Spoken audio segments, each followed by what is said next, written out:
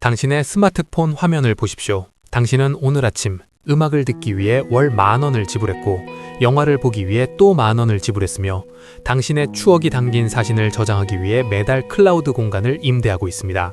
당신의 자동차는 좌석 열선을 켜기 위해 월 구독료를 요구하기 시작했고 당신이 쓰는 소프트웨어는 더 이상 당신의 소유가 아닙니다. 우리는 이것을 편리함이라고 부르도록 세뇌당했습니다. 하지만 사실 이것은 인류 역사상 가장 거대하고 완벽하게 설계된 합법적 강탈 시스템입니다. 상위 0.1%의 초거대 자본은 당신이 평생 아무것도 소유하지 못하게 만들고 있습니다. 세계 경제 포럼의 유명한 슬로건 "당신은 아무것도 소유하지 않을 것이며 행복해질 것이다" 라는 말은 평화로운 미래에 대한 약속이 아닙니다. 그것은 당신을 영원한 결제 사이클에 가둬두겠다는 소름 돋는 선전포고입니다. 오늘 우리는 어떻게 당신이 알지도 못하는 사이에 현대판 디지털 소장농으로 전락했는지, 그리고 이 보이지 않는 목줄을 끊어내는 유일한 생존 법칙이 무엇인지 파헤칠 것입니다. 역사는 반복됩니다. 다만 그 형태를 바꿀 뿐입니다. 중세 유럽을 지배했던 봉건 제도를 떠올려 보십시오.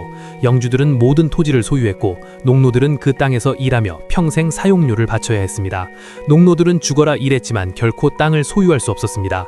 그들의 부는 영주들의 성을 더 높게 쌓는 데 쓰였습니다. 이 착취의 굴레를 깬 것은 산업혁명과 함께 등장한 사유재산권의 확립이었습니다. 개인은 비로소 자신의 도구, 자신의 집, 자신의 지식을 소유함으로써 부를 축적할 수 있었습니다. 1800년대 자립을 꿈꾸던 미국의 개척자들은 척박한 땅일지라도 내 땅을 갖기 위해 목숨을 걸었습니다. 소유권은 곧 생존이자 자유였기 때문입니다.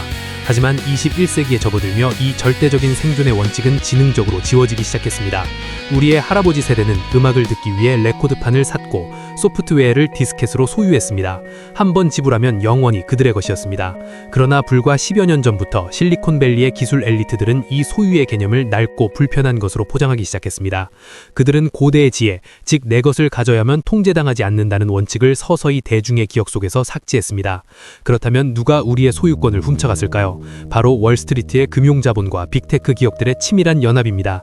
그들은 제품을 한 번 팔고 끝나는 수익 모델에 만족하지 않았습니다. 그들이 원한 것은 당신의 통장에 꽂히는 월급에서 매달 숨을 거둘 때까지 마르지 않는 현금 흐름을 뽑아내는 파이프라인이었습니다. 이들은 구독경제라는 우아한 단어로 거대한 은폐를 시도했습니다. 무거운 하드드라이브 대신 클라우드를 쓰세요. 소프트웨어를 사지 말고 빌려 쓰세요. 그들은 초기 진입 비용을 낮추는 미끼를 던졌고 대중은 기꺼이 그 달콤한 덫에 발을 들었습니다. 이 거대한 사기극의 배후에는 블랙록, 뱅크 오브 아메리카 같은 금융 거물들이 버티고 있습니다. 그들은 막대한 자본으로 실물 자산과 디지털 인프라를 독점 매집하고 대중에게는 오직 접근권만을 임대합니다. 넷플릭스가 요금을 올리거나 구글 클라우드가 법 정책을 바꾸면 당신은 저항할 수 없습니다. 당신이 구독을 끄는 순간 당신이 즐기던 음악, 당신의 작업물, 당신의 과거 사진들은 허공으로 증발해버리기 때문입니다. 이것이 바로 완벽한 현대판 노예제입니다. 이 통제 시스템이 이토록 완벽하게 작동하는 이유는 무엇일까요? 이는 수학적 속임수와 뇌과학의 교묘한 결합에 있습니다. 당신은 넷플릭스, 스포티파이, 어도비, 아이클라우드에 매달 빠져나가는 1만원, 2만원을 대수롭지 않게 여깁니다.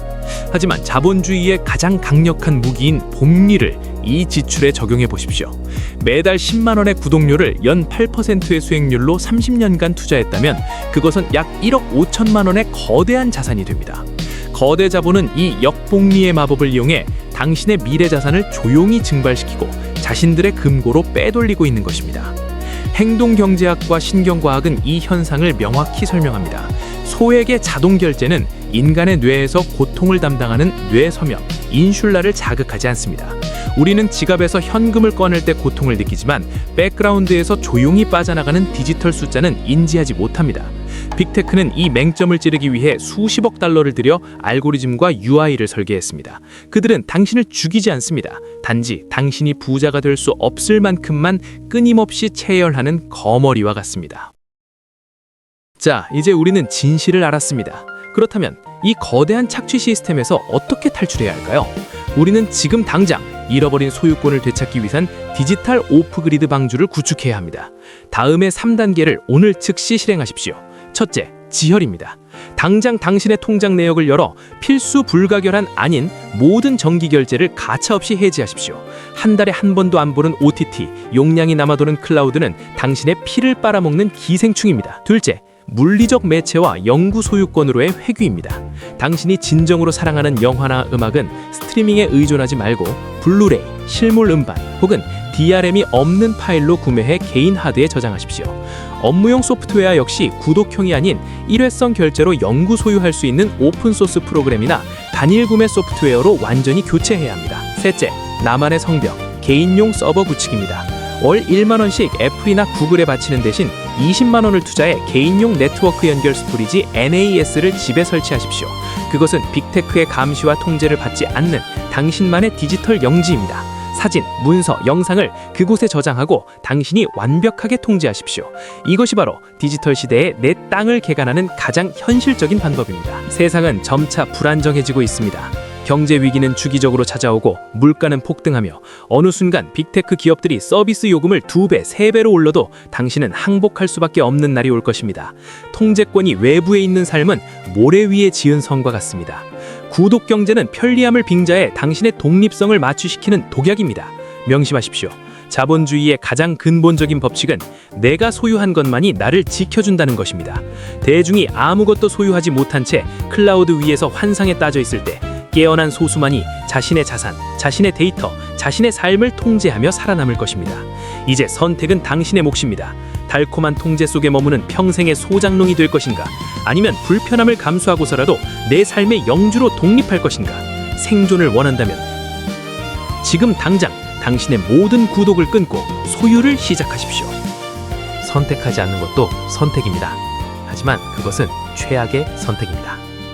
억울했습니다.